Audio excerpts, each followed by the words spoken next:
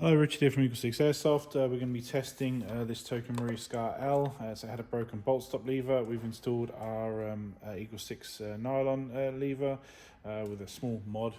We might need to tweak the design on it.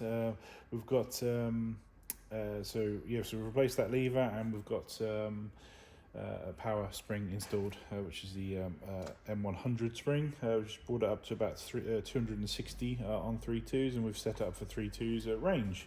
So that'd be our recommended, but you can use any ammo you want. So.